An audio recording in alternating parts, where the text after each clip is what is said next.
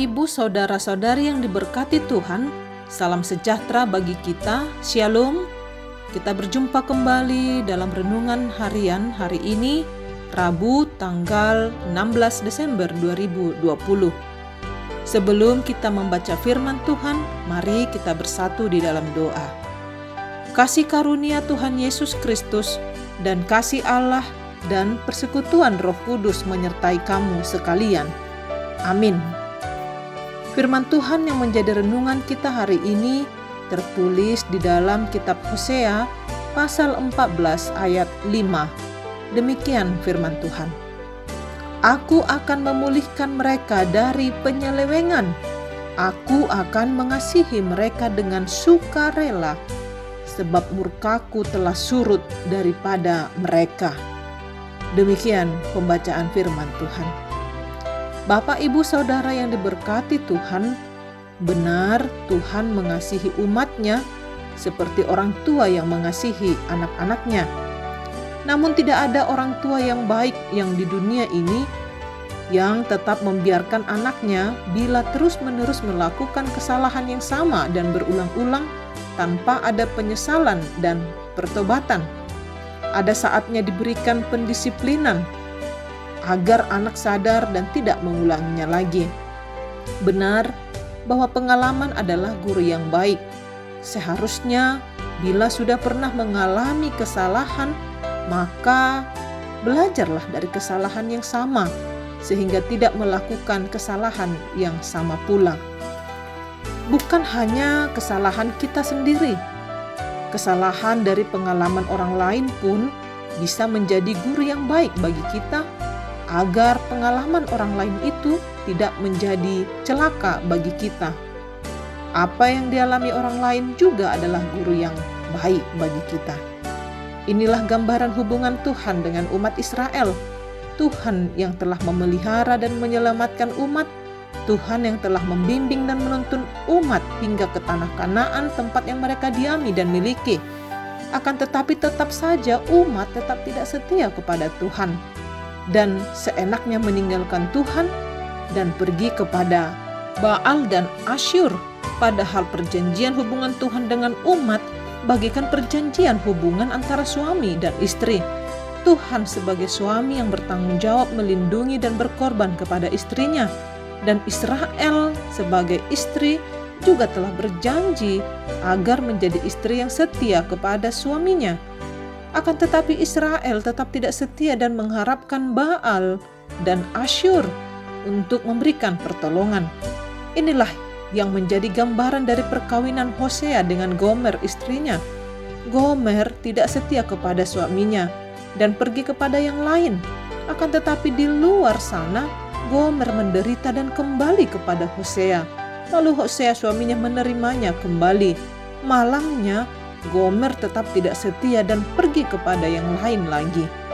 Setelah menderita kembali, Gomer kembali lagi kepada Hosea, dan Hosea kembali menerima sekalipun Gomer telah mencemari perkawinannya berulang-ulang. Inilah gambaran kasih dari Allah.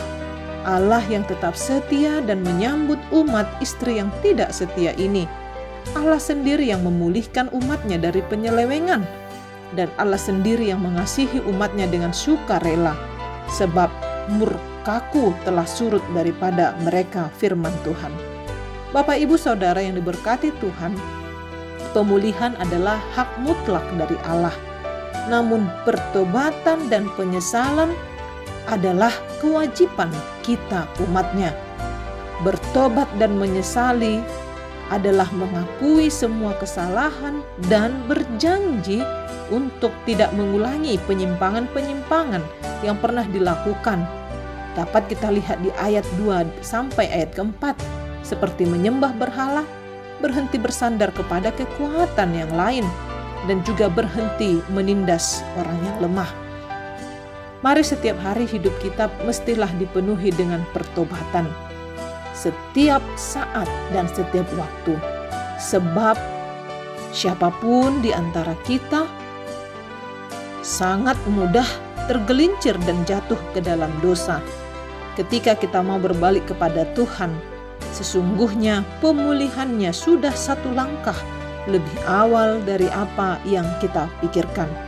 Benarlah perkataan yang mengatakan, satu langkah anak kembali kepada bapanya, 1000 langkah bapanya mengejar dan menyambut kembalinya si anak yang hilang. Amin. Marilah kita berdoa. Terpuji termulialah Engkau Tuhan ya Allah yang senantiasa memulihkan keadaan jiwa, roh dan tubuh kami. Terima kasih ya Tuhan. Kasih-Mu sungguh luar biasa dan tetap setia mengasihi kami sekalipun kami tergelincir di dalam dosa dan pelanggaran. Tetapi Engkau ya Allah, Allah mengingatkan kami bahwa Tuhan tetap menanti pertobatan dan penyesalan umat-Nya. Bapa di dalam sorga, terima kasih Tuhan untuk kasih-Mu yang luar biasa. Engkau Tuhan yang telah memulihkan kami dari segala pelanggaran dan penyelewengan kami. Dan Tuhan juga mengasihi kami dengan sukarela, tanpa tuntutan, tanpa pertimbangan apapun.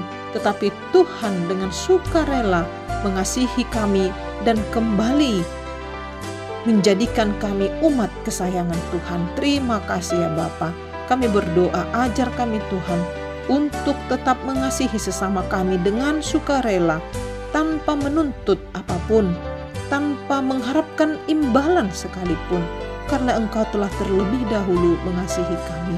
Terpuji termulialah Engkau ya Allah Bapa. Kami serahkan pekerjaan kami dalam satu hari ini. Tuhan, kuduskan kami dan biarkan kami menerima yang menjadi bahagian kehidupan kami, sehingga kami dapat menjadi berkat bagi banyak orang. Di dalam nama anak-Mu Tuhan Yesus kami berdoa dan bersyukur. Amin. Bapak, Ibu, Saudara yang diberkati Tuhan, selamat beraktivitas bagi kita dalam satu hari ini.